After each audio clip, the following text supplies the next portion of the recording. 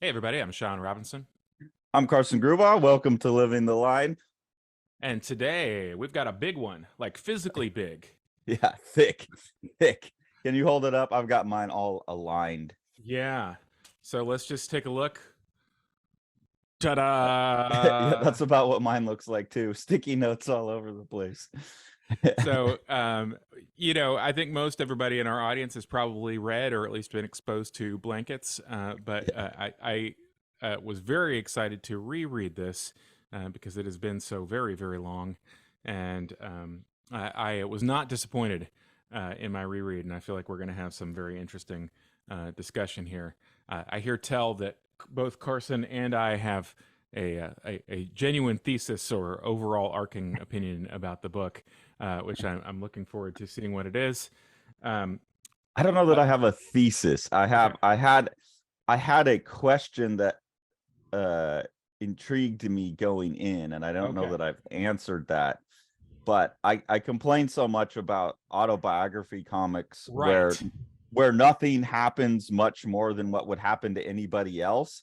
And that's right, exactly this book, because it's like, I don't know, you were like a teenager and like you had a girlfriend and you broke up. and And yet, yet I liked it still. And I was curious about that because I read this so long ago. I right. probably checked this out. I don't know, when did this come out? I probably checked it out from the library in the early 2000s. I would imagine is how I've read this before. Hmm. Um, Well, yeah, 2003, 2004. that's right. We're coming up on the 20th anniversary this next year. Hey, Yeah, congratulations. yeah, So and I must have read it in a library, and I remember loving it. I remember absolutely loving it. And I remember relating to it like it felt similar to a lot of things in my life, but that was my vague memory. And so I was really curious, like, do I still like it now that I've consumed more of this? And yes, I do. So then the question is why, and I'm still not quite sure. right. Okay. Well, that is what you have to look forward to. But first, a very brief interlude. Currently, right now, we are running a Kickstarter for Meal Bandipeats Centralia. You can get this on pre-order directly from us through Kickstarter, which would include some goodies. You can get a signed copy by Meal for only $10 extra over the cover price. Shipping is Mhm. free in the United States. You can also pre-order this through your local comic store or your local bookstore. Either way, really appreciate your support. This is a fantastic book by a debuting author, and it is a really something else. And you guys make it happen. So thank you everyone for who's supported this book, who's supported the Exile, and has taken a look at the other books that we put out. We really appreciate it, and it means a lot to us. And So man, am I jealous that he's debuting so young with such an amazing looking book. It's I can't I yeah, can't I can't even imagine, like his we're neck, each one's gonna get like so much better. It's gonna be right. crazy. Yeah, we're actually going to talk to Neil later today. Have an interview with him. We're going to record, and I think that might be one of the first things we ask him. Like, how'd you do that, dude? How'd you get so good so quick? And Right. are you still getting that much better that fast? Because that's Uh, terrifying. I've been following him on Instagram, and it is fairly scary. Okay. Uh, I don't want to give anything away, but yeah, go follow Meal on Instagram. Happy Meal 4, I think. Happy Meal 4. That's a Uh, great name. yeah. All right. Well, we're All right. scheduled to talk to Neil pretty soon. So, and we Yeah. both have a thesis on this. So Right. let's dive into the book and Okay. Here comes it's done. Blankets by Craig Thompson. So, dude, Dude. let me introduce my thesis before we flip through this sucker. Yeah, yeah, Uh, please do. so the thing is that everybody seems to remember this book as a romantic book, right? Look at that front cover right there. We have Craig, the name of the character, who is presumably avatar for Mr. Thompson, and Raina, his first love, and they're standing in the snow, a blanket of snow. Beneath them, bare trees beneath them. But what is that? It's going off to the left. This is very interesting. So if you flip over the book, what's happening on the other side of this image? Oh, on the back of the book. Oh my Yeah, goodness.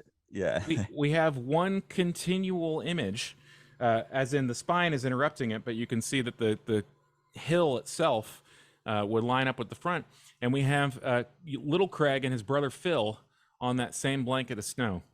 Yeah. There. This is one of the things that I want to come back to as we're doing the flip through of the book, because to me, one of the things that I noticed on reread, and part of this is probably just my age, but it seems like the story about him and his brother and the relationship with him and his brother is just as important, just as pivotal as the relationship between him and Raina. In other words, Yeah. the romantic love and the filial love are equal in terms of both the space that they're given inside the book and the emphasis.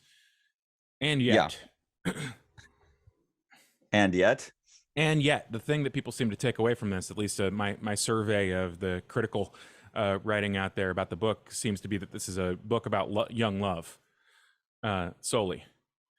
And, no, like that, because that young love is about people struggling in their life coming together for a moment mm-hmm. and like Okay. finding some solace, right?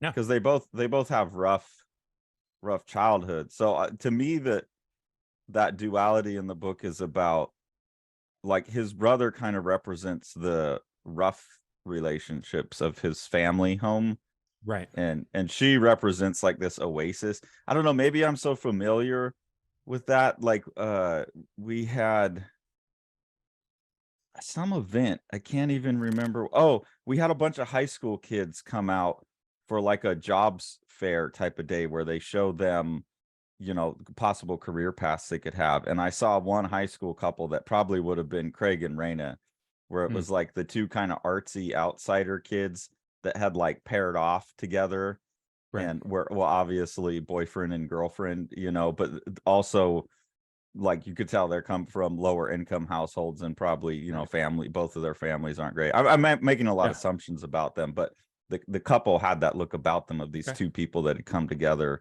and that's how I interpret their relationship in this Interesting. book. Okay. Well, let's come back to it. So we Okay. start the book with the cubby hole, the chapter called the cubby hole, and essentially, like, him and his brother live on the top of this farmhouse in a tiny town that's like 1,000 population of 1,200 people, and they're fighting for dominance of the bed and the blanket in the bed. And basically, they've woken up their parents, and the dad comes up, and you can see that the way that the dad is rendered is in this very exaggerated figure.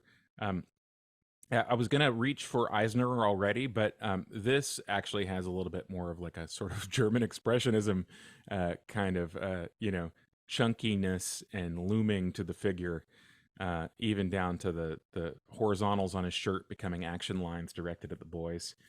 Um, These are, yeah, yeah, that's a genius move. Some about this makes me think of Mark Hemphill, who did like some Sandman stuff, and he did a book called Gregory, I believe. I don't know, something about the big chunky wedges of people remind me of him. I'd be right. curious if that was an influence. Yeah, I've heard that Bluch is an influence in terms of the both the line work and the French, Belgian French, I think, Yeah, artist. yeah, I'm not that sure makes that. sense. I just grabbed one of his books. I'm familiar with him, Oh, but I okay. just grabbed one from Second and Charles. And it actually, now as soon as you say that, I'm like, oh yeah, there it is. Um, That kind of rougher, broken, dry brush yeah, line. and so you see, Phil is basically being dragged away into the cubby hole that exists between rooms on the upper floor, and just the introduction here, you get a lot of idea of the sort of tenor that some of the childhood art is going to take in terms of having their dreams and nightmares represented, literally, if a little bit cartoony, in the reality of the space that they're in, including like Phil like clawing the wall there on the right hand side with his you know, white lines I left on the love ground. this, the like alligator crocodile, where he's just folding out the little fold out cot, and they're envisioning it. You're talking, that's the Yeah. fantasy land that you're Hmm. talking about there. I think that is like just his ability as a cartoonist, really, and in moments like this, is part of the answer to, like, okay, why do I like this even though it's within that lane of things that normally bother me. I Hmm. think that's one of the big answers, Well, it's hard is to moments like dislike that. something that's so masterful a use of cartooning. I mean, I try to Yeah, imagine this in any other medium, uh, and it's a very difficult kind of thing to do.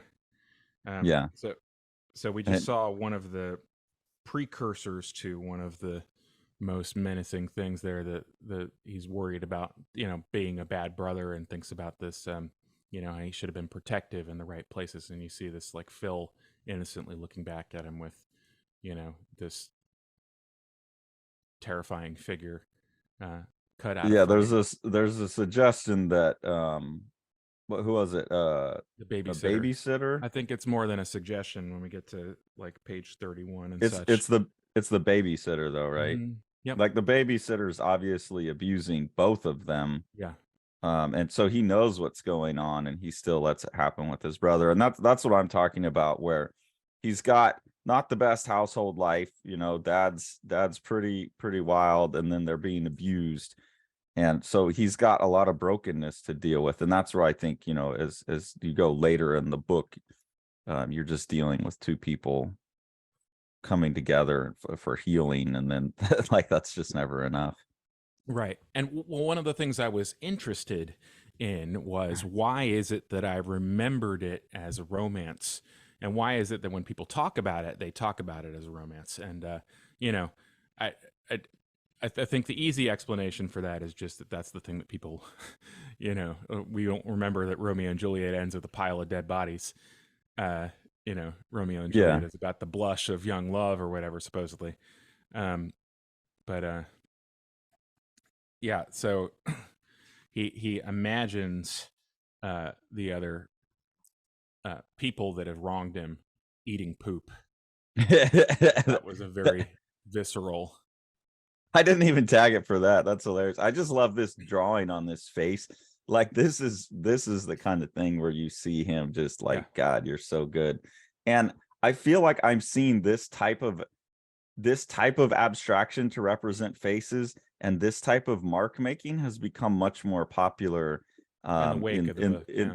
in the superhero stuff too, though. I've seen people like James Heron and Daniel Warren Johnson that are kind of combining some of this more manga like speed line rendering into their art. And then a bunch of artists that I can't think of their name because they're like kind of Russian or Czechish names. It's that people in Eastern Europe that are kind of having this style as well. Right. So to see that like really early on in the 2000s, it seems like he's ahead artistically too. Right.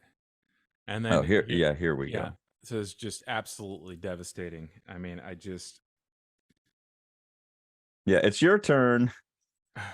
it's just really hard to, I don't know. Maybe it's one of those things where like he doesn't dwell on this. He just presents this scene and then he comes back to it like maybe one other time. But to me, the putting this at the front is inviting you to see everything else through this lens of, Yeah. that this is a prime. This is a prime. I don't know, a pivotal moment in his life that he can't correct and go back to. And there's a lot of the sub themes of the book that are about like documenting things and what happens when you document things, and can you destroy something in order to change it.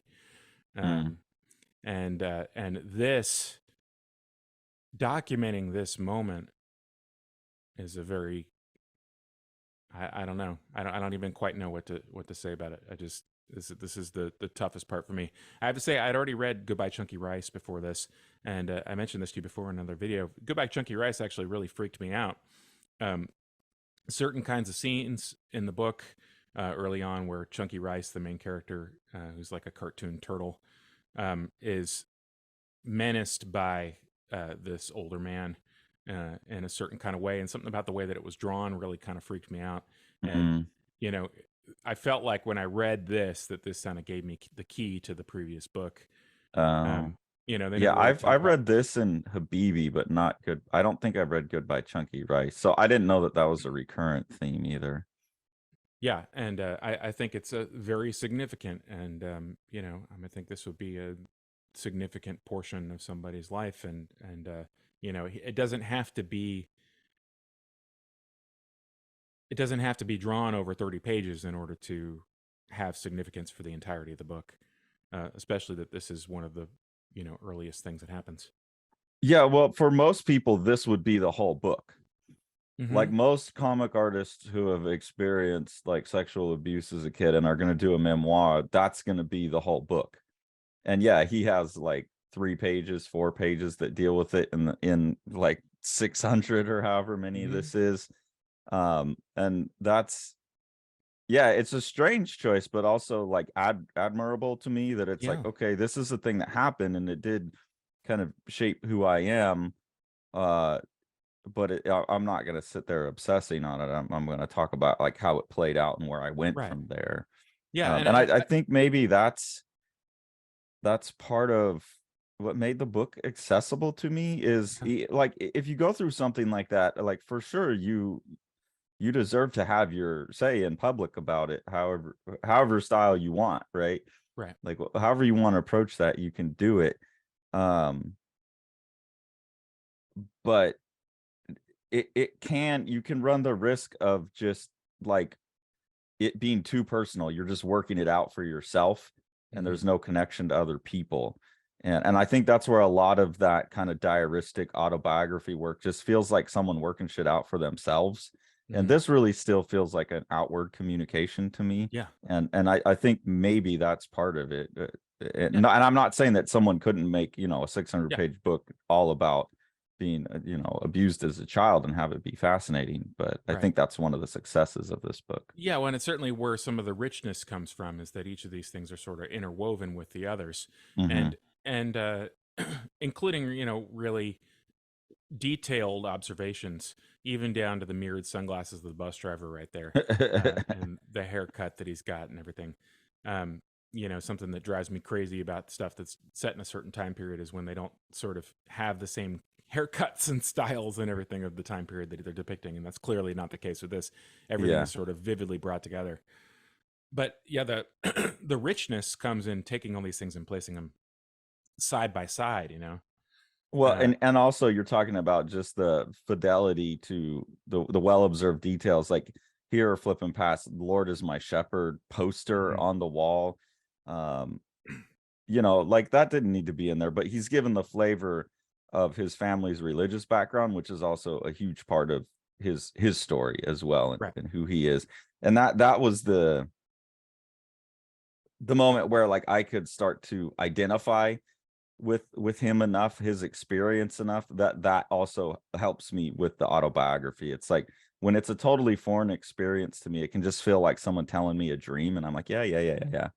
But when I have those common experiences that are commonality between us, then it's easier for me at least to empathize and sympathize and get into the story. This part here is it's pretty sums up the beginning here. Phil in the chair. "Run, Jerry, run. As a child, I thought that life was the most horrible world anyone could ever live in, and that there had to be something better." And then Craig, "I hope Tom falls off a cliff and dies." Just the cat and mouse. Pretty angsty as well. Yeah, which you would be. Yeah. And then you get this drawing. kind of imagery, and of course that helps sell it as well when you're just such a phenomenal visual designer. How can you not appreciate that? So I don't. You have like pages tagged. What's your next tag right page? There. You're passing. You're doing good. So him and Phil draw together as children, and it's basically one of the only positive things.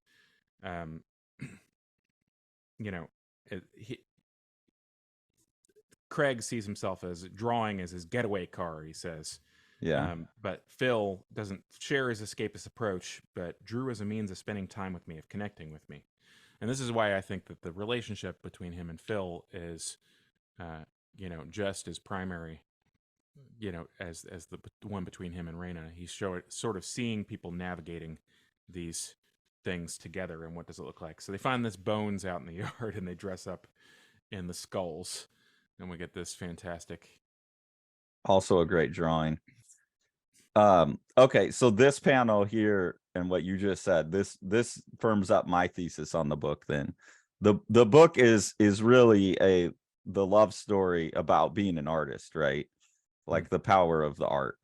And his brother and Raina are the two other loves that he encounters, but the art is the thing that has kind of allowed him to navigate and held those two relationships together. So I think maybe that's a bit of what's being said too, in that tapestry, that blanket of the story, is that thing always persisted as these other things waxed and waned, and his relationship with his brother falls apart and comes back. His relationship with Raina comes together and falls apart. Spoiler alert. But the art was always there, and the art was in the middle of those things too. So I read this kind of like Jimmy Gownley's The Dumbest Idea in the World, where it's like, it's actually, and I think that's another thing that I really like about it, is that as much as it's showing the bleakness of the world, and all this heartbreak and awful stuff, it still feels like a very positive book to me. Like an encouraging book, and talking about the power of art. And it doesn't feel like a lot of the autobiographical comics are just kind of kvetch fests, like this neurotic person kvetching.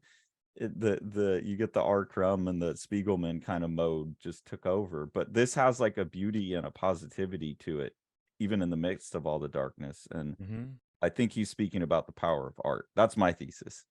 Very interesting. Yeah, and the times when he rejects and resists that, or he's threatened by it, or finds outside threat to it, he has a tendency to destroy the things that he's made, because he's threatened by them as a document of the time. Yet here he is making a 600-page document of the time. Exactly, which is sort of the heart of the conflict of the autobiographical work, I think. Especially for him. So this scene here is, I don't know, we've never really talked about this, so this is one of the things I'm curious about. I was raised in evangelical, non-denominational, like Christian born again church, which he obviously is as well. So that aspect of this book really lands with me, and especially landed with me in the early 2000s, where I was still like on the fence, moving in, and like kind of going back and forth about like being involved in that, and being like, no, this is a bunch of bullshit. And this book was impactful. So like this scene here, where she's explaining to them the concept of heaven or hell, I remember that, and he's in grade 3 in Sunday school. This happened to me when I was 3 years old. I remember, this is one of my earliest memories, is I came home from church, and they had explained that good people go to heaven and bad people go to hell, or bad guys go to hell. Like, that's how I remember it, that bad guys go to hell. And I didn't want to go to hell. And I was still like in bed that night on a Sunday, got to church in the morning, and had told my mom as she was putting me to bed, like, that I didn't want to go to hell. I didn't want to be a bad guy, and I didn't want to go to hell. And so she explained to me all I had to do was like pray to accept Jesus in my heart. And so like me and my mom did that, like as I was going to bed as a 3-year-old. And I know for both of my parents, their belief system was like, hey, he's saved now. Like, it didn't occur to them that there was no conscious decision made on my part. There was just this kind of manipulation in the being terrified. And then from the time I was 3 till like, starting in my 19 or 20s, and then falling apart over the next couple of years, that's how long it took me to like quit identifying as a Christian, based on being terrified as a 3-year-old. And so he's experiencing that same thing here. And it's just, this to me is not as abusive, but it's another abuse, right? This is another abuse of his childhood faith in adults. Right. And it happens to be one that aligns with the physical abuse that he's experienced, because the idea of heaven as a sexless, fearless place with no pain is like the thing that a child would need after that kind of trauma. Yeah.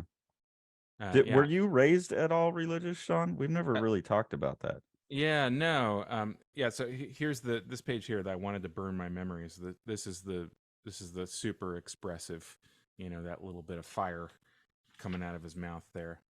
And then the next page, you see the fire coming out as all of the sort of shark demon things that he and his brother have been drawing. that is really powerful that Yeah, you here's shared. your Blutch and Yeah. a little bit of like Dave McKean in that one. Hmm. I think in all of these actually, but that's the now that you say it and having just flipped through it, yeah, that's totally Blutch. Uh, but yeah, no, I grew up in a religious area, in an area where everybody was religious, including the people at the daycare that I went to, and things like that. I went to a Methodist daycare, and before that, a like slightly more menacing place, and it was always something that other people thought. And I remember having a conversation with my dad where I was like, "Hey, Dad, did you know about God? You Like, know about this Jesus guy? yeah, exactly. Like, do you know about the Bible? Because people were telling me this stuff." And he's like, he kind of got this, look on his face, like, "I'm gonna tell you something." It was sort of like the Santa Claus conversation that we had, around the same time, which was like, "Okay, well, you figured this out, but you shouldn't tell other people." So no, it was always something that everybody else believed Okay. around me, which actually didn't rob it of any of its power when I was in a space that, was a religious space, like a really large, hall of worship or something, and people were like chanting. I mean, it was like everybody else was talking to a big thing that I couldn't see. um I my engagement with it was like, oh man, everybody else has this weird thing, and Yeah. I don't really know what to think about it. I'd be curious if you went because of your familiarity with music, if you went back and as an adult and especially to a modern worship service, Hmm. if you would like see through it so clearly. Because even though my dad is still like devout Christian, we've sat and broke down like modern worship music, and it's got Right. this like U2 sounding formula. Hmm. And we went through and we broke down what it is and how they're manipulating. And it's like you do arpeggiated triplets to make like a galloping, like you start out with that, so you have a guitar and then you put that like U2 sparkle effect on it to make it magic galloping, and then you throw, it's mostly major but you throw in a minor so there's like some longing but sadness to it, Right. and then you slowly build it so there's like this crescendoing gallop Hmm. upwards to something you can never achieve. And that's like what modern worship music is about, is like this formula for creating that feeling in an audience. It's super manipulative. It's really gross. But anyways, this brings back all of that stuff for me, so it's hard Yeah. not to reminisce on that. Anyways, we got to keep burning through this gigantic book here. Yeah. So they're continuing to have these conflicts with the parents. And So if you were never in church, did you not go to church camp? Did no, you ever church, do like summer camp or winter camp? not sleepaway camp, no. And I was Oh. envious of people who did, but like I did like an all day daycare camp at the Methodist place, and that's a site of some source of some nightmares for many many years. Like I said, you imagine like a group of people chanting and talking to someone that you don't know. You know what I mean? Like as Like, a kid, you're like, what yeah. is going on? Right. I didn't have any context for any of that, and so when I was Uh, expected to like participate in stuff, I would always kind of freeze up. Like, what is Um, this? I don't know. Well, then you really missed out because church camp and his representation of church camp is 100% spot on. Like this rec room here that they go and hide right. in with the pool table and then the foosball tables. Like the foosball tables were the thing. Me and my best friend Mark, I've known him since we were both 4, and we're still best friends. We were like mostly because of Mark. We were a master foosball team, mostly because he was such a good goalie. I was just kind of hacking it out up front. And we would go to the summer camp and like really like to play the foosball tournaments. And so this whole rec room, I swear to God, he had to have gone to like the same church camp I went to. It looks Yeah, exactly the same. it's like a sanitized fun. So we kind of this very neatly leads into him older at church camp and meeting Raina, who's going to Yeah. end up being his first love. And you really get the flavor of the first blush, relationship, and the feeling of like getting to know somebody sort of by the absence of things. He Hmm. doesn't like he's not necessarily attracted to her because of one particular thing or something she does. It might be that she doesn't do other things. It might be something about the way that she smells or the way that she looks or everything kind of together. But he has this immediate visceral reaction, and she, you know, her has existing friends and has existing thoughts and relationships and everything, and he sort of goes through each of these different steps of like being introduced to something like, oh, Raina's friends smoke pot. Yeah. Oh, Raina's friends have mohawks. Oh, Raina's friends talk shit about everybody, you know, and she kind of has to, he kind of has to like navigate this, like add this information to this picture of this person and reconcile it with the feelings that he already has for her. Which is beautifully illustrated right here. Yeah. Just Right. where he pulls it. He's like watching her kind of while out with her hoodlum friends here, you know, Right. and then but then he's sitting up here just like totally in love with her. And that drawing, like just the animation between these three panels and the Dutch angle getting more Dutch on each one as he leans, and just that pose there. That's phenomenal. But yeah, it's the I think that's the thing, right? Is they're they're both damaged in some way, and that's the like you're saying, he's seeing these things that she lacks as part of the attraction, Mhm. and she's lacking the cruelty of a lot of Right. what he's experienced, and so of course Exactly. that's attractive. That's exactly right. And it's not like, oh, she's kind, she lacks cruelty. You know, Yeah, that's a really interesting, yeah. She's absent the blank stare, absent like the hard eyes, absent the yeah, judgment, you know? yeah. And so if you haven't experienced church camp, Sean, this is such an accurate representation of it. The whole falling in love, and then like you go home, like that was everyone I know went through that at church camp. I remember being at church camp and like trying to help a buddy like hook up with the girl, you know, like not even Yeah, hook up, sure. but like get a date with. Yeah. My brother did it, you know, he had a little summer camp girlfriend. And then little details like this, we're talking about God here. Move over, He-Man. Jesus is the real master of the universe. That's so accurate. My mom hated the He-Man cartoon because she thought that it was you know, like a smack on God's face to call Right. someone else the master of the universe. Right. Like I was not allowed to watch He-Man because it Of the included tagline. master of the universe in the title. Yeah. That's very interesting. Yeah. And this basically like a, you know, twisted cool. Let's begin by rocking out to Jesus. Yeah, You and know? I've played drums in a rock and roll worship church camp band for a week. That was the week I decided I want to be a teacher because I enjoyed teaching the kids how to play enough that I was like, oh, I could be a teacher for a living. So I've had a significant number of important life-changing experiences that happen at church camps. Right. Usually, though, they just trick you into thinking that your Tool CDs are evil and satanic, and everyone throws them away, and then they buy them a month later. You know, that was the Good for sales.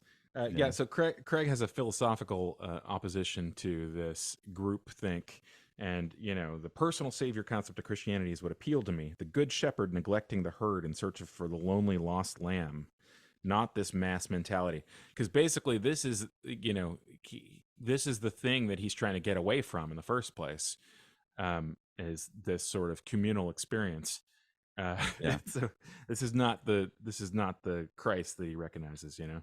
It's really funny because you're identifying it with it from your experience of being the outsider, being like, what the hell's going on here? Right. And I'm identifying very heavily with being the insider. I mean, I was always naturally the geeky out, like the church group, the high school group that I went to had 350 to 400 kids in it. That's how big the church was. Man. And so me and my dorky friends in our dorky little band, we were the outsiders in that sense, but I wasn't the outsider from the religious experience like Right. you were. And so this, like, just all of this is so familiar. It's funny we're both relating to it so easily, Yeah, that's given true. completely opposite experiences. Oh, this foosball scene right here. I've lived that. Well, I mean, I should say like my in high school, my what you probably call my first girlfriend was very religious and raised in this environment and tried Okay. to incorporate me in some of these things. I would just kind of be like, no. Yeah. No. So it's not like there's any shortage of opportunities to observe that. But yeah, that panel right there, that's quite amazing. The foosball flip and the demonic A face of the pool ball and someone playing ping pong in the back, and then someone playing this hoops game, like all combined into one panel. mm-hmm. And just the fervor of the foosball is like, yeah, I know that, man. Like, yeah. You notice the pool has a pitchfork at the end of it too. Yeah. The pool He's cue. combined so much into that one Yeah. one wild image. At first you could just assume they're playing foosball, and not like, oh man, he's combined 4 games in there. But Raina is underneath one of the tables. This is another experience, man. I mean, this is just like right. I don't want to get too much into it, but hiding underneath a thing with a drop cloth over it while other people are doing other stuff out there. This is very close to my with a memories. girl. It's very romantic. Yeah, exactly. I mean, I think I said in a previous video, when I was like really little, I would always like get the neighbor girl to go under the bed with me, because it was like, I don't know, it was like a way to ensure being closer. Oh, sure. Like nothing ever happened, but there was like something, just like she's closer. And that's like this too. You're like in your little tent, you're in your little cubby. I mean, there's your little womb, your safe space womb. And you finally let someone else into that. And I think, yeah, if this book came out in 2003, 2004, I must have been reading this right around the time I got married. Mm-hmm. So I had just gone through that like stupid young love. Right. And so I think that was another reason I connected so hard to the book early on, because the first time I read it, I was just coming out of the religious worldview. I had just fallen in puppy love for the first time, as a kid who was not at all good with women. All of a sudden, like, I was gonna be getting married. Like, you combine all that, and then you read this book, and it's pretty intense experience. So as we're flipping through here, so just from a technical standpoint, when he gets this dry brush, you suppose he's keeping a special brush around specifically for the dry brush stuff, or do you think that that's just like a routine part of his brush maintenance, where he gets to the point where it starts feathering, he just goes ahead and uses that for all the dry brush on the page? Do you think it's all the same brush, or like, because it looks like it could be one dry brush that you kind of hatch with multiple times, or some marks like this look like it could be a big flat brush that you're just like letting bristle out. I'm not sure. He might have a couple different tools. It doesn't look like he's got like a chopped up brush. No, like it just is a dry bruch. And it's probably just part of his flow that he doesn't even think about, I bet. As far as pen nibs go, there's only a few pages that seem to have any like pen work at all, and that's all towards the end. Artistically, this is just unbelievably advanced. Although I have to say, since I'm currently reading Ginseng Roots, I think you could make a case that this would be even more stunning a book if he had a second, a second color that he could use to handle washes or something, instead of the sort of like 40%, 50% hatch that he uses sometimes. Yeah, I don't know. I'd have to see it, but I'm just so in love with the way it looks. I'm like, no, leave it alone. I'd have to see what else he did, but I think there's something for stark black and white, something to be said for that. Here he is at church again, and they're explaining to him what heaven is going to be, and this is the trick that they play on you in the church. At first they give you the whole like, well, heaven's the nice place and hell's the bad place, and like heaven's like everyone gets a mansion and the streets are paved with gold. And then as you go older and you actually read the Bible, you get this, which is like, when you go to heaven, you're going to spend your entire life at the feet of God singing the same worship song over and over again. And you're like, whoa, wait, like forever? Like that sounds fucking terrible. And he's having that realization too. And he's like, but I can't sing. In heaven, you'll have a beautiful voice, but I don't like to sing. Can't I praise God with my drawings? Oh, come on, Craig. How can you praise God with drawings? And it's like, that was a very real moment I went through of like, you're not promising me something I want. Like, I don't want to sing forever, right. Especially the same song. And then the conclusion of the argument on the next page. So as I was saying, we'll be working, not relaxing, but we'll love it. And yes, Craig, draw his creation, like trees and stuff. But Craig, he's already drawn it for us. And that's such a like Muslim outlook of like, it's a like she's almost making the Muslim argument Yeah. that you're doing a disservice to God's creation by representing it. Plato made that argument Right. too. Yeah. It's a very strange anti-art argument. Which is interesting given Plato's emergence and use in the text later as well. Well, Plato and Christianity, I mean, Yeah. Christianity is Neoplatonism, so Right. it makes sense. I went through that too. When you're raised in the church and then your first exposure to philosophy is Plato, it makes total sense. And then you go, wow, the Greeks knew what God was too. And it's like, no, no, no, no. The Christians stole the concept from Plato. This is a like in the Paul Pope book where he grabs the girl's foot, and I said that's Paul Pope has grabbed a foot during sex. Right. Craig Thompson is a nipple fiddler because he's getting these letters from her. Now he's come home from church camp, and so they've had their intense 1 week, like, you know, I mean, as in puppy love as you can get at church camp, and now you're going to try and preserve it through a long distance relationship, which everyone I ever knew who tried that failed at it. But he's in the bloom of it, and he's getting these letters, and he's now fiddling with his nipples. And then the whole jerk off scene here is just so amazing, how he's like having the ejaculate become like he's excited about her, the way she writes her F's, and that becomes that, and then later on it just becomes the little Right.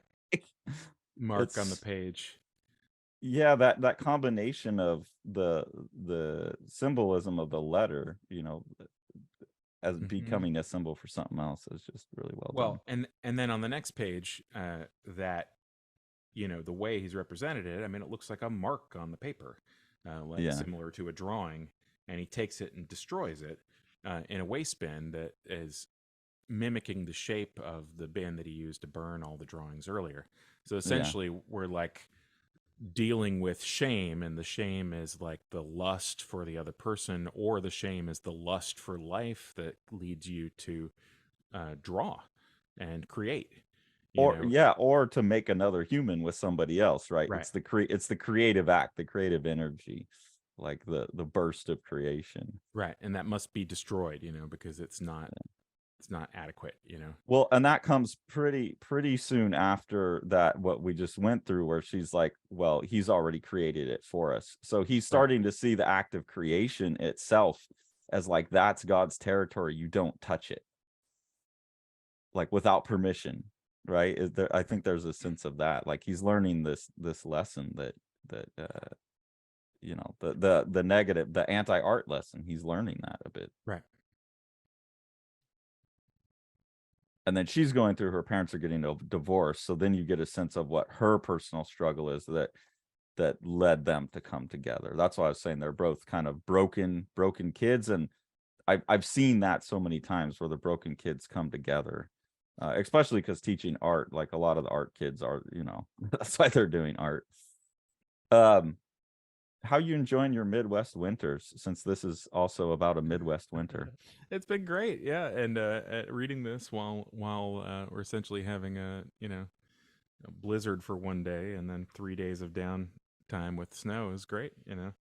I can sort of identify different aspects of the aesthetics now that I've seen some of it for myself, like new snow sits in a tree in a different way than old snow falls out.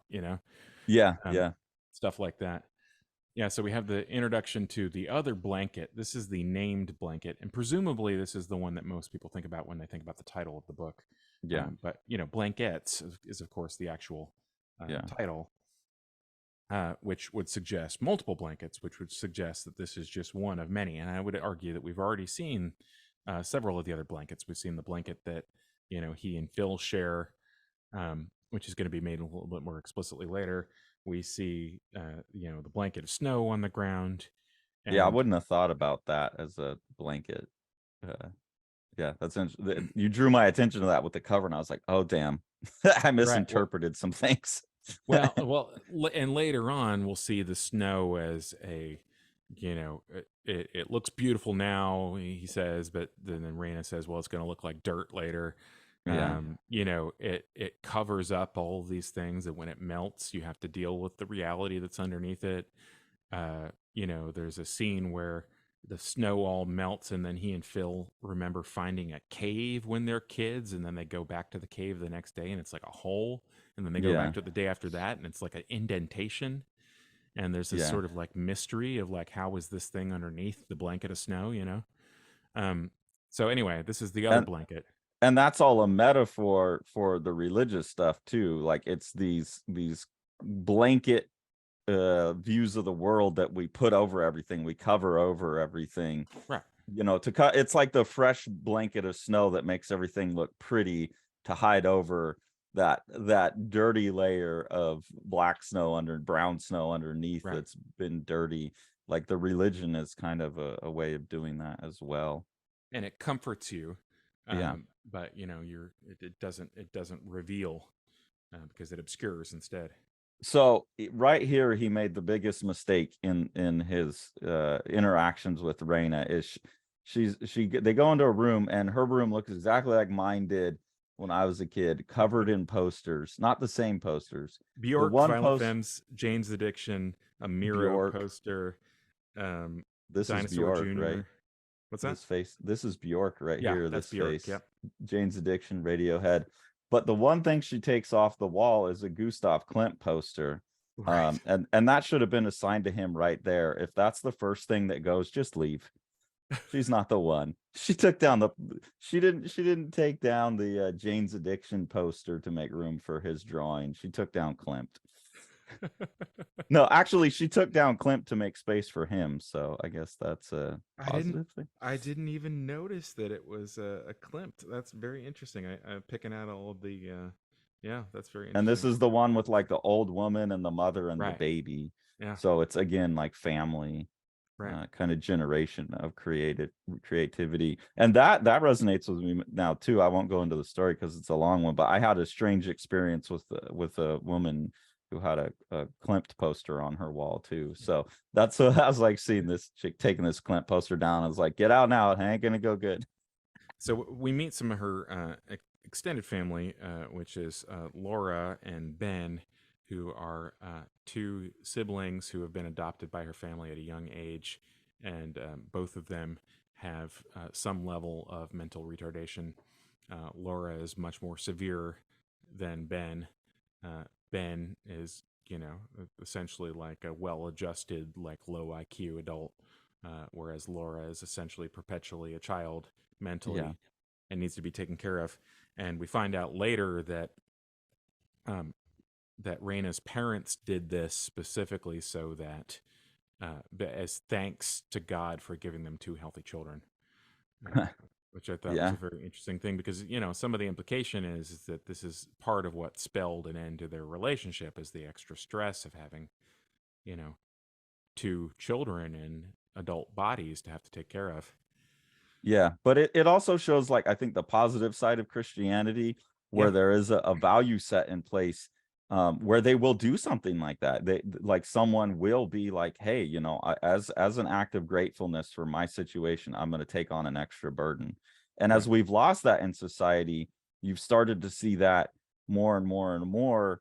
The government has to then make regulations to make these things happen, because people need to get taken care of. And if people aren't choosing to do it, then the only other option to still Right. get the society you want is to enforce it. And actually living here in the South, where I see more people where I completely disagree with their religious worldview, but they are willing to do stuff like this, Right. they can have a society where there's less government involvement in that Yeah. stuff. Whereas in California, where no one's religious anymore, the government has to do all Right. of the taking care of everybody. Yeah. So The that social was structure interesting. needs to be replaced by something because a need is being fulfilled. We get. Yeah, and also this is another one that, coming back to it later, I was again able to relate to it from a different standpoint, because my best friend who I mentioned earlier, his wife, her brother is, I would say, like halfway between Ben and Jen, Okay. like in terms of his level of mental disability. Uh-huh. So I've been in this pretty much this exact household, Hmm. with my friend, and watched him date someone who has this extra kind of need in their Mm. family, and then marry her and become part of their Okay. family. So that's familiar to me as well. So so he sits down in this room, and Raina's room by himself, and starts to read the Bible.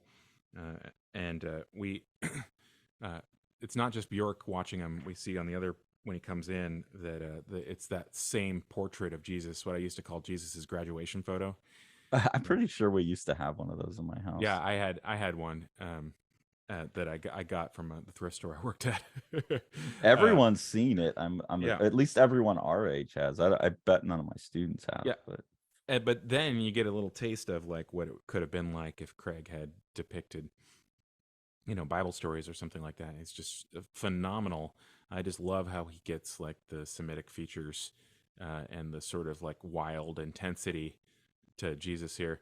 This particular story has always been one of the ones that stuck out at me as a sort of like Jesus as power figure who doesn't quite understand what's happening type thing, where Mhm. the woman has accidentally sapped some of his power, and he feels that just by touching his garment. But then he kind of controls himself and says like, no, it's okay. Like you're healed by it, so don't worry. But everybody else is kind of flipped out because he has this extreme reaction to it. Um, Yeah, it's one of the few interesting moments where Jesus in the Bible shows some anger. The other one being where he goes in and flips over all the tables, oh you yeah, know. or curses the fig tree for not having any fruit, Yeah, and causes it to wither and die. When they walk by it later, it's withered and dead. yeah. Uh, so yeah, there's some wildness in the Mark. Uh, The Bible is weird, yes. I oh, think they're this quoting Luke, particular one is but Luke. yeah. But yeah. But you're correct in that I think this is the best drawing of Jesus I've ever seen, because it Mm-hmm. leans into the Middle Eastern. Yep. Like people strip that out. Like he probably looked closer to Osama bin Laden, which is what you get, that kind of like Sure. wild Middle Eastern look Mm-hmm. there, than this like brunette, sexy, beautiful brunette white dude. Like, no, man, he was a Jew that grew Yeah. up in the Middle East like 2,000 years ago. Right. Well, that's why I always refer to it as Jesus's high school graduation photo, because it has that same like staring off into the middle distance '70s grooming kind of look. Glow. Yeah, it is very 70s hippie cult Jesus, but I think you're right. This is probably what Jesus looked like. Yeah. Something similar to that. And then we have an amazing transition there. We should just say, like, I don't know if you know, he laid out this entire book by basically drawing thumbnails of everything that he imagined he wanted to have, and then shuffled them around until he arrived, and cut things out until he arrived at the order. I think when you see a Wow. scene like this, you get an idea of why that technique was so valuable for him, because otherwise this is a transition that is intensely visual. I can't Hmm. really quite imagine sort of deciding that this is the way that you're going to transition this one memory to the other, and one of the things that makes it such a rich experience.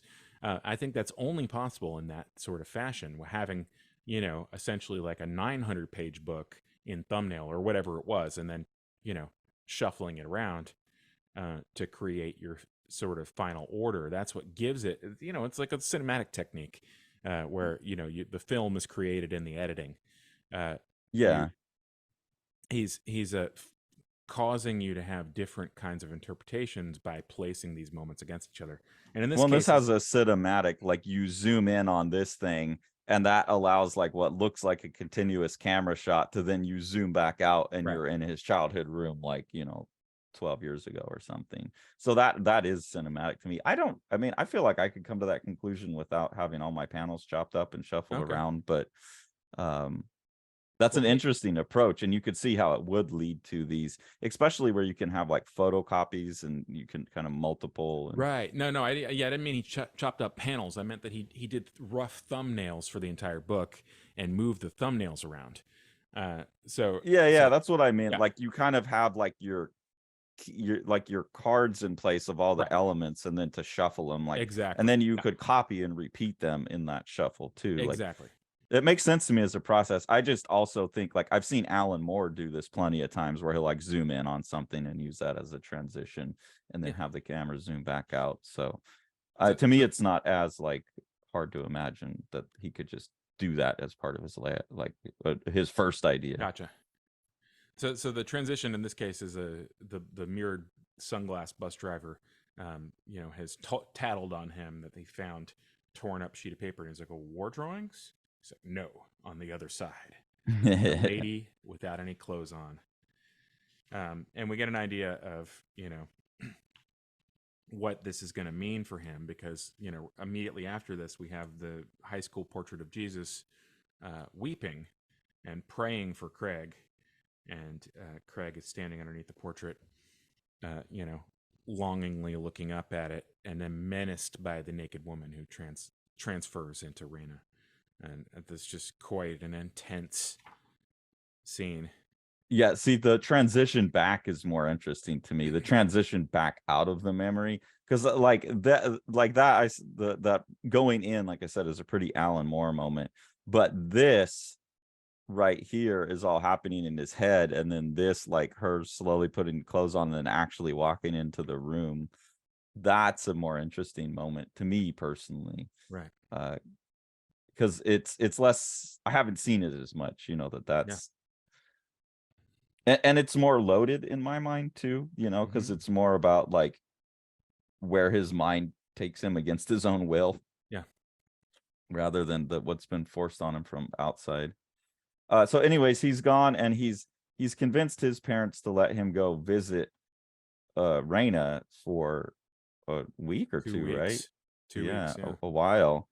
And I He's don't know how, having grown up in those type of households myself, I don't know how two Christian kids convince their parents to let a teen girl and boy have a 2-week sleepover. But Yeah. Well, and the implication is that Raina's parents are so, I mean, checked out from her. She's the one that they can depend on.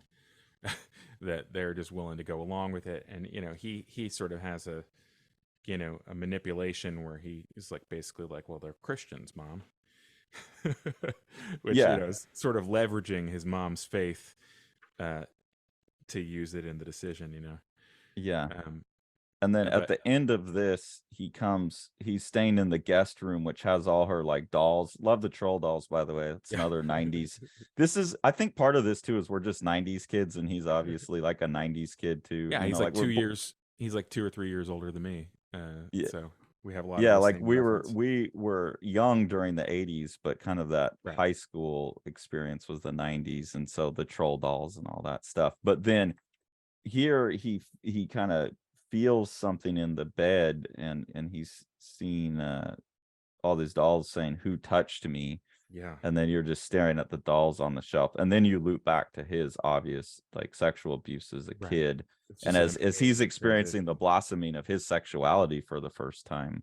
Yeah. uh he's struggling with that. And talk about transitions, Yeah. here's a great one, Yeah. like a chapter transition. The way that he uses that noodly line to depict the noise of your night vision, Yeah, uh, it's really something else. But yeah, the sexual awakening being tied to the abuse. I mean, that's reality. And when you have a moment of trauma like that, that trauma acts as a through line, touching other things that feel similar. and Uh, I just think it's so like interesting of a choice and sophisticated of a choice that he lets it be the through line without being the focus of the book. right.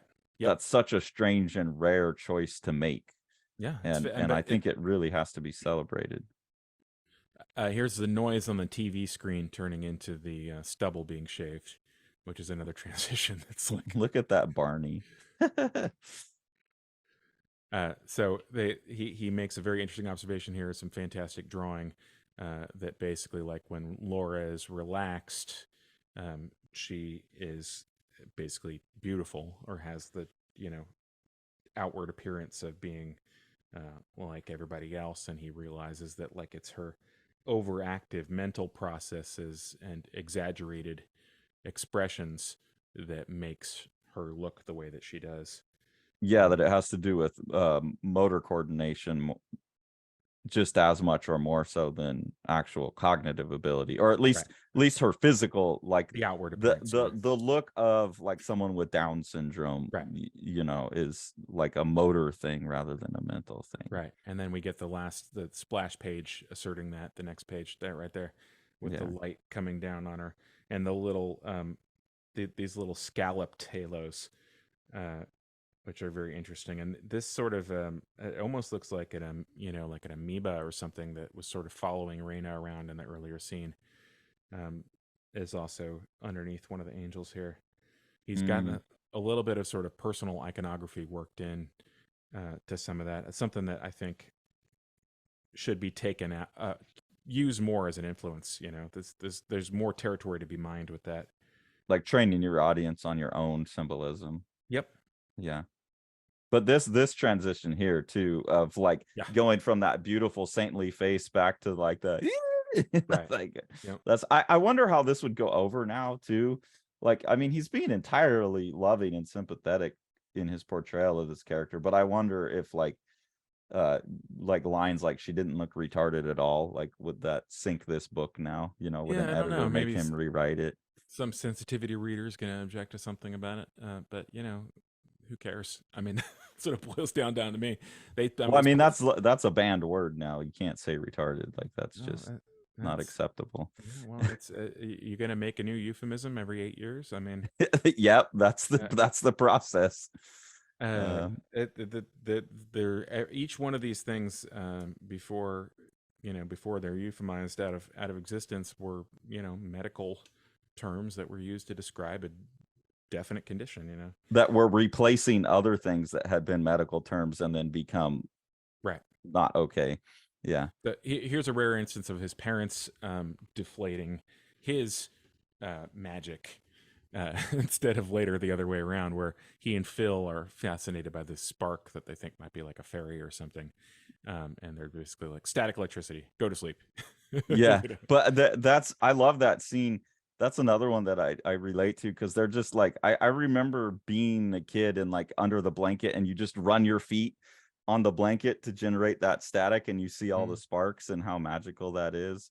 And I don't know if we ever talk about siblings either. I have one brother who's Okay. younger than me, so there's also, and I don't know if they say how much younger Phil is, but me and my brother are 4 years apart, and they feel Yeah, about they that are. distance. They're 4 years apart as well. Okay. Yeah.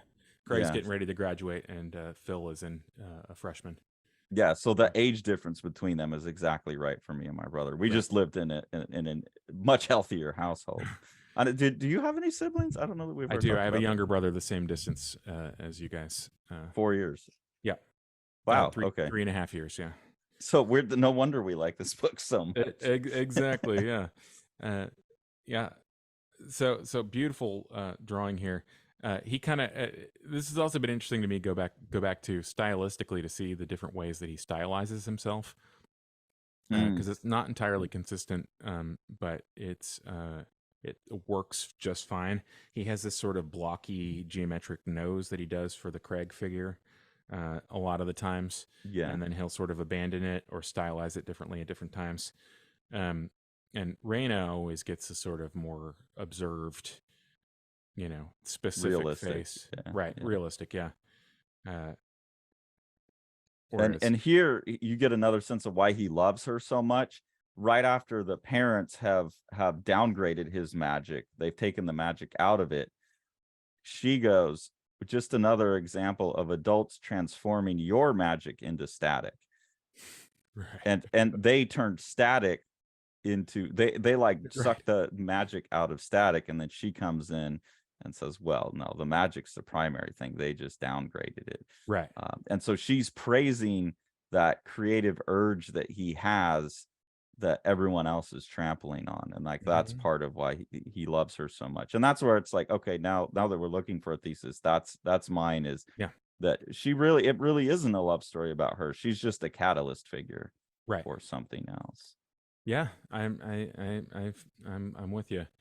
And we get this like crazy snow that reminds you of electrons being fired into the sky or something. And if if you you've really ever like. driven through a snowstorm, it looks exact like a really bad snowstorm at night. It looks exactly like warp speed Interesting. in Star Wars. Like that, just all the straight lines coming at you.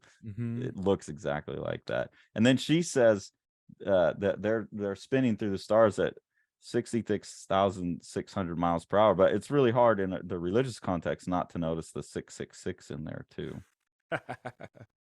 And but he doesn't make any note of that. It doesn't Yeah. seem to have any impact on him. And then that's such a cool, like where he just goes into just mark making for a second. Hmm. And then you're going to get very familiar with all and he does a good job at drawing like the different states of snow. Hmm. Like here's that really mushy, been there for a minute, getting kind of brown. It's We impressive to do that in black and white. yeah, it really is. It's something else. So he meets Reina's sister, and who's a little older than her and is kind of unhappily married to a guy who they all identify as an asshole. Uh, and she has a baby daughter named Sarah, and we get an idea that what a nurturing mother figure that Reina could conceivably be at some point, and this little like sort of pseudo family that he has here. That feels healthy and that like that's their they've come together and they're doing it right instead of Hmm. wrong because they've both experienced wrong, Yep. and that's powerful. And home, it feels like home. And I think he really captures that sense really well. Like that island, like when you find your island and you Hmm. find it feels like you found your person. It's just me and you, like that's all we need, just the two of us in our own little hut together and we'll be great. And Right. that's so wrapped up in that one drawing and the healing that she's providing him out like in the same way that she did to that baby, right? Right. Like Exactly.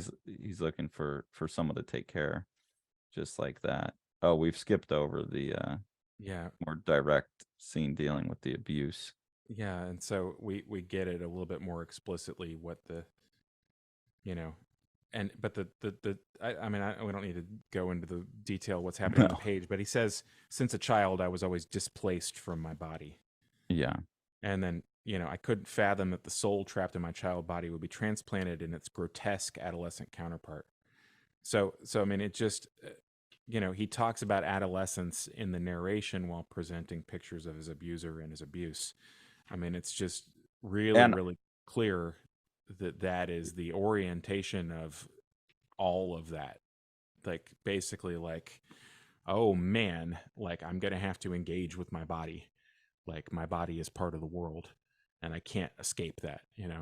and well, and that lines up so much with Christianity. I mean, you have talked about that a number of times because I've even made work about it. I made comics about it. That I spent so much of my life wanting to escape my body. I felt Right. like I said many times when I was younger, I want to be an angel. Mm. Because built into Christianity, there's this divide between the soul and the body, and you can get the soul out of the body. And when you have Right. when you have a shit physical experience, of course you Right. want out of it, and it's a lie. You can't, and you have to make peace with that. And so to watch him go through that same arc of like having to make peace with his body Right. is also touching to me. And then speaking of bodies, this scene Yeah. cracked me up. Have your kids done this yet? No. Would you, how bad would you kill them while also trying not to laugh if you walked in and saw your kids having a fucking squirt gun pee? Yeah, it's funny. He builds it up like perfectly, even down to like the light coming on to basically break it all out. But this it's just Right.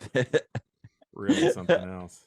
Hilarious. And this is something me and my friends never behaved like this, but I guarantee I've Oh heard yeah. plenty of stories from my brother and his friends where they were peeing on each other and all kinds of crazy things. So Right. weirdos, man. Boys. Boys. Yeah, so they've been setting the alarm clock every morning while they sleep with each other. Oh yeah, so they're washing away the sin in the shower. It's the first time they had a shower. That's a Uh, really wild one there. oh, let me get this. I like this right here. I really like that in comics. Dave Sim has done that too in Hmm. Cerebus, where there's the conversation and then there's the hint of like the subtext of the Right. conversation. So he's telling her like that he loves her poems. I love them, but like he's obviously also saying I love you. Right. And the way that people, or even Freudian slips, that may not be intentional, but the way that people couch other things into their communications. Right. And That's a then beautiful drawing right there. and the fonts too. What he does with the lettering here is amazing. Like he goes this really beautiful calligraphic, like I love you, beautiful drawing, and then hers like The poem. typed with a Yeah. typewriter. Right. Exactly the same. That's the marks of the typewriter that she's been using to make the typing. That spent the day working alongside each other. He's drawing and she's typing poems at the same time. And that would have struck me when I first read it, because the kind of this moment for me with my ex was we had been painting. She had asked for my help to paint some murals. She was painting some murals, and then my mom wanted like a little trompe l'oeil window and a bird in my childhood bathroom, and so me and her like did that painting together in Uh, my mom's bathroom, and that was like our moment like this, and then like after 3 days of that I couldn't take it anymore and was like I like you. So that like painting, being creative yeah. together kind of moment too. Like this book is just chock full of things that are very relatable to me.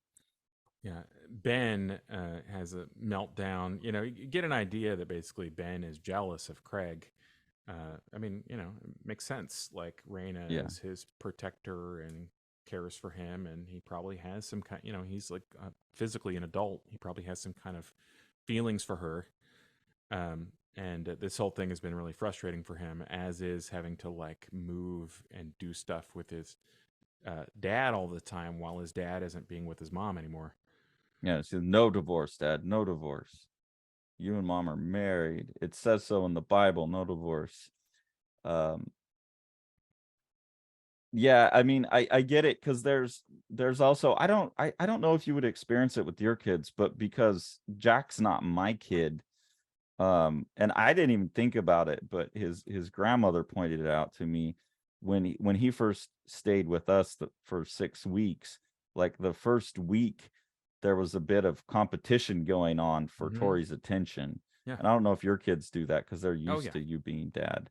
No, But of like course they Ben do. is Yeah. doing that too. It's like you're I love Mom, Right. and there's this ownership that especially I think a male father figure and a male kid are going to be fighting Yeah. for the mom, and so Ben's doing that to some extent, even though it's his sister, it is still like Right. a mom figure. And then I found this particularly interesting, that this guy is explaining to them that in Christianity, now in heaven, Craig and Phil will not be brothers in the sense Right. that we understand, because everyone will be brothers and sisters. Likewise, a married couple will not be set off from others as man and wife, will all be equal. Those Right. labels will be lost, and the isolation from others established by those earthly labels will be eliminated. In fact, we'll completely forget about earthly lives, family ties. And I'm sitting here reading this, and it reinforces the thing that always has confused the shit out of me with our political thing: is Christianity is socialism. Right. Like at Yeah. core, it is the socialist collectivist religious worldview. Yet in our political system, it has been attached to the opposite, Hmm. like conservative political Yeah. spectrum. And that has always just bothered and confused me. Yeah. It's interesting, and of course, thematically, like this is, basically, essentially telling him that the relationships that he's forging and the people that he's having are meaningless in the long term. This is part of would assume his mental process of rejecting, you know, rejecting this, because he knows that, like, you are with the people who are good for you, kind to you, cultivate your happiness. Well, that's what happens when you start like universal homogenization of Right. all things, is like everything loses its worth. Right. This is why it's such a crazy idea. So it's fun to see him struggling with that. If you, Let's see. yeah, if Can you, we rush? Can we speed? we can Okay. yeah, let's take a look at 408 real quick. Um, Okay, 408. just a little goodbye, Chunky Rice. Shout out. He and his brother Phil basically fantasizing the bed as a ship, a storm at sea. Inevitably, a storm would strike and do a number on our ship, crush the bow, shatter the poop deck, fling one bean stuffed pirate to his fate, but finally leave our bed coverings in a state of disarray. Um, this is basically like Chunky Rice in a 2-page sequence. So Uh, he's showing like where the inspiration for that story came from. that's what I thought, but that's my own little personal Interesting. theory. We learn I at the head love of this. yeah, that's Sorry. something else. That's just like senses awakening. I just like that as a Hmm. representation of that. So I also designed, when we were working on the murals, I'll have to get it and I'll plunk it into the video, but not based on this, but I just, and this goes back to the Klimt. Like, she took the Klimt off the Right. wall and now he's doing Klimt. He obviously loves Klimt, What and do you I think love does? Klimt. And I had designed a mural that we had proposed to someone to paint. Like, they wanted a big mural on their ceiling, and I had proposed a composition almost exactly like this. And so I'll put that in the video too, because Interesting. it's like, oh my God, I know exactly the mental That state he's in to be making that composition. you know what? Is that where those little scalloped things come from? Is that a Klimt device? That might be a Klimt device. Look at the no the one on the right down. That it looks like a halo that's been had two chunks bit off it, like a halo amoeba. It's up from there. I hate To the like this left, to the thing. left, to the left. That thing right there. Oh, okay. That thing has been flying around the angels. It like attacks the abuser. It hangs out with Raina when she turns from the naked Oh, lady drawing I into didn't know. Raina. I don't think that's a Klimptism. That's his personal symbolism, though, that you're talking about. Yeah. Oh, yeah. I mean, regardless of where it comes from, yeah. It just he's using it in a way that's like totally distinctive to him. But Well, that and little symbol right there.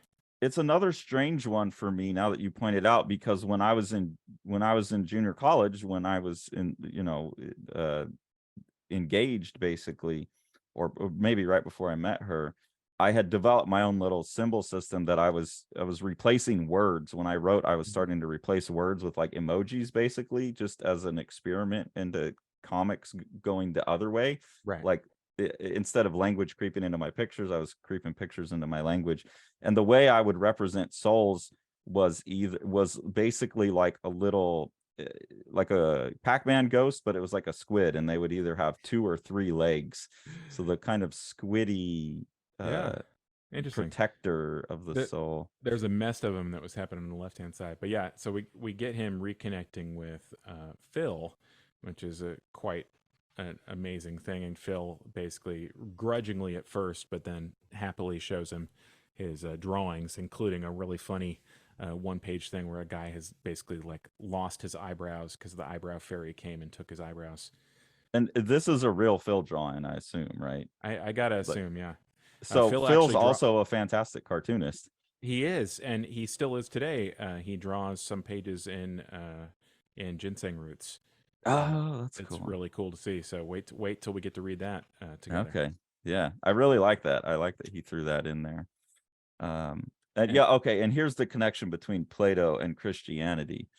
And the entire problem with the influence that Plato had on Christianity is he sets up a top-down view of reality instead of a bottom-up view, that like things emerge out of complexity, emerges out of simplicity. He would kind of have it the other way, like simplicity projects down into complexity. And right. that's such a wrong worldview. And it absolutely has tainted our entire history. I mean, I can't even go through how many people get shit wrong because they flip those two things. And but it comes from Plato into Christianity directly. right, the way that he's using it here is essentially like a waking up to a relationship and realizing that it's not the thing that you thought it was. So this is the was it allegory of the cave? Is that Hmm. the Yeah, okay? this is the allegory of the cave. And When just the basically allegory of the the idea, cave is that you go up and that reality is up and it's purer and simpler, right? yeah, and the idea is that you could have a observation of the world that would be completely wrong because everything was simply a projection Yeah. of the actual, like essentially like a projection built to or designed to fool you, uh, and that the reality would be beyond the cave that you're actually in, beyond the Which projection. which is still not inaccurate. I mean, it is a Yeah. projection, but it's a projection from bottom up. Like I just read an article yesterday. They just for the first time created a wormhole using a quantum computer. And the wormholes of this is the first time it's been entirely speculative until now. And the only way it works is if you view the universe as a hologram being projected up from like a less real substrate, I guess. Hmm. Um, so yeah, that's becoming a confirmed way of looking at the world now too, and it's much healthier. This guy's uh, story about his brother who sadly went to art school, drew naked people, and then the natural consequence of drawing naked people happened. Craig says, led to the next logical step. She says, killing people, homosexuality. And Craig here does a spit take, or looking directly at us like with a side eye. Yeah, and here's the same thing happens at regular college too. In one of my art classes, a student made a ceramic sculpture of a naked female torso. I, I haven't got to the worst part yet. During the critique, he proceeded to stroke and lick the nipples on the sculpture. Sick minds. Now, let me draw your attention back to the fact that Craig Thompson is a nipple fiddler, explicitly has put himself out there as someone who likes to stroke his nipples. And I don't oh, know if come he showed. on. No, I come on. You think he's not referencing that? He's Tori, you gotta edit all this out, Tori. no. Because he shows himself fiddling his nipples and then he jerks off. That's part of his sexuality, is he likes having his nipples played with. And I'm serious. And here he's being made to feel like a pervert. You can see him in the back. Look at, and she's pointing at his chest, and he's like whistling back here, like, no, no one would ever do that. What kind of pervert would like to have their nipples played with? And then sick minds. Like that's 100%. It's Don't interesting. edit that I out. That's I thought that 100%. I thought that the joke was her voluminous, pulchritudinous figure. Also Uh, with her nipples poking right. out. Yeah. Exactly. No, I bet you he's or if he didn't intend that, um, and then your only choice is to attend a Christian college. I don't know, man. Well, I'm not gonna go there. I've heard some stories. I And love then the he burns all his shit. he does, which once again is a very exciting contrast with the fact of the book itself. Yeah. Speed run. Love this. Yeah. And again, this is an erasure, right? Mm-hmm. Going in and painting over that mural that they did on her wall. But just the visual of this page, I love that. Yeah. Such a sparse page. Love his trees. More than anything, I love how he draws trees. I don't know if you have any more pages you want to get to in here. Well, I mean, the last thing I have marked is the is page 580 here. Okay. Well, And I really like just this thought for everyone to think about. We use rituals as mnemonic devices. That is something I've been thinking a lot about over the last couple of weeks. 580. There we go. that's it right there. So him running across the snow, and drawing attention to the fact that his marks, his walking across the snow, is in the sense of him being literally embodied in the world is creating marks on the ground, and in the sense of on the page here, he has created those marks as the cartoonist. Yeah. Um, and all of the negative space there. It says how satisfying it is to leave a mark on a blank surface, to make a map of my movement. no matter how temporary. And that like lands the thesis that we've been talking about, which It is does. really, this is a book about his love affair with art and how Right. those other things have reinforced the value of art and making a mark in his life. So then my broader thematic question related to that is there a conflict between the Craig depicted in the book who multiple times destroys things because they represent or document events that he doesn't want to be attached to anymore, and the Craig of later time who makes a book documenting those events that is then disseminated and distributed to anybody who wants to read it? Well, yeah, Uh, I mean, the book is his explanation of why he made the book. I think that's my reading of it, is that he's constantly showing, I destroyed these things, I destroyed these things, I hid them, I didn't talk about them. But those exact things were the things that now have showed me, keep this stuff on the record, value putting the mark down, value sharing your story, value sharing your expression with the world, because we're all we've got and we've got to make these connections, and art is the way to make it. So I think he's showing you all of those destructions as the same time as he's showing you all of these things that led him to realize that these destructions were a bad idea, and that he's somehow making up for it almost by like, okay, I'm going to put this book out and put it all back on the record. right. Like that's my reading of it. Yeah, no, that makes sense. Like reclaiming the things that have been destroyed in a way.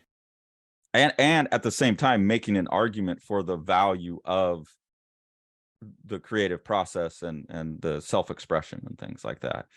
So it's almost like that maybe in talking to you has figured out part of why I like this, why it works for me, is because he's making an argument in a memoir for the value of memoir, Mm-hmm. you know. Yeah, it's hard for me to kind of get away from the sort of downsides to it on a personal basis that you and I have talked about before, which is essentially like by pinning down your story, you don't give yourself any more flexibility in later stages of your life to reinterpret or shape in a way that's more advantageous to you personally. But it's possible that the act of making the book is the process of reshaping and reinterpreting to make it more advantageous to him personally. Like why do you need talk therapy to resolve, issues with childhood abuse and how it and of varying types, including the religious upbringing, and how it shapes your sexuality, if you can make a book that explains Yeah.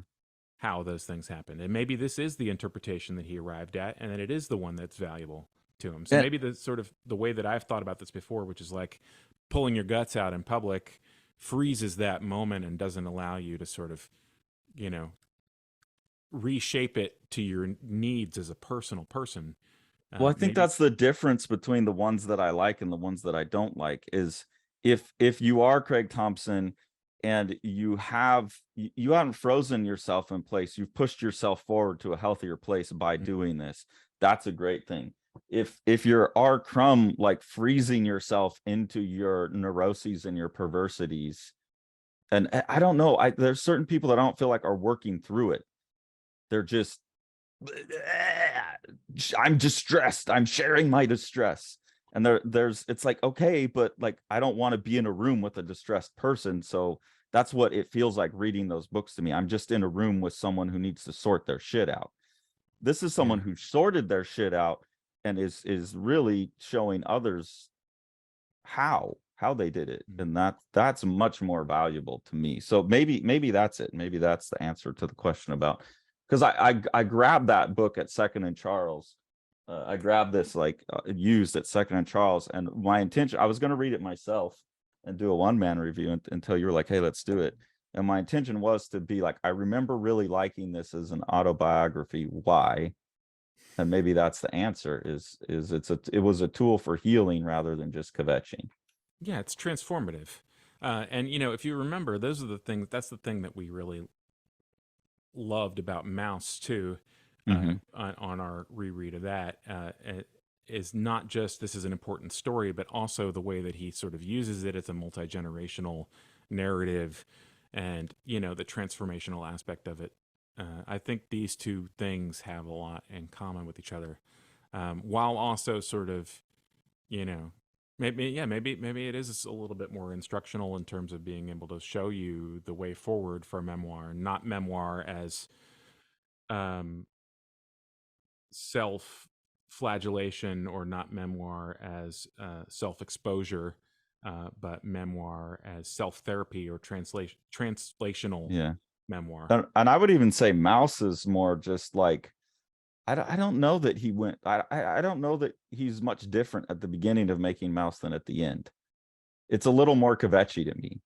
Like it's a little bit more like he's trying to grapple with his place in his family, but I don't know that it changed any by the end of the book. So it's still a great book, but I don't know that it has that same, like Craig Thompson makes me feel love and hopeful, and like a lot of bad things happen in the book, but I feel generally kind of lifted.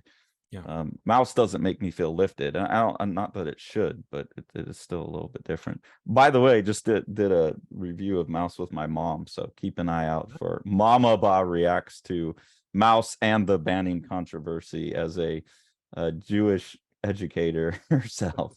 Interesting. So, yeah, All right. that'd be good. But we have a date, so We do. we have a date with Mr. Meal. Can we get a look at that cover one more time? This is the Dutch edition, and the Living the Line edition is going to look very, very similar on the cover, except it's going to say Living the Line down here. And yeah, it's a beautiful book. Meal is a very, very interesting guy, and very different from Blankets, but Yes. also some quite amazing drawing. And really, really hope that you guys will go check it out on Kickstarter, or pre-order through your local Diamond affiliated comic store, or pretty much any bookstore. I mean, literally, you can pre-order it from Target. Yep. If that's what you want to do. When Strange Death showed up on Target's site to pre-order, that was the most exciting thing for me, because I could send a picture of it to my mom and be like, Mom, my book, Target. that's the best thing she could imagine. So yeah. No, Target's... get it from Kickstarter, not Target. Or your local comic shop. Yeah. But yeah, thanks for reading along with us, guys, and I'll be very curious if Tori does any edits on this. Yeah, we'll see. She doesn't like the fact that we know that she can edit now, and that we'll talk to her. She's like, hey, cut it out. So she might edit this part out, but no, we need to leave in the nipple tweaking, because I 100% believe that was one of the things where he felt accused by his community of being a pervert for something very simple, and that was part of his final nail in the coffin of Christianity was, God damn it, I want to touch my nipples if I want to. And on that note, thanks for following along, guys. Have a good one. Have a good one, everybody. Centralia is an awesome, gorgeous comic by rising Dutch star Miel van de Piet. This is his first work. It's a really great sci-fi story. There's a world in the future where the sun has gotten so hot that people can't be on the ground. So they have to run around. There's a lot of conceits that go with that. What is the world that looks like? And I think you can see by the art that Sean's description of this book as like a Moebius for young adults, a YA Moebius, is a really great description of this really gorgeous and like wild, wacky, fun book. The Exile by Eric Creek is a gorgeously illustrated Viking saga of revenge. Eric Creek calls it his Viking Western. It's about a guy who's been away on the warpath and is returning home to some family troubles that have to be resolved. And this is told in just this amazing, like, kind of 3-color art style that looks like old woodblock cuts or something. It's absolutely gorgeous book that you've got to pick up. Make sure to like, smash that subscribe button, and ring that bell.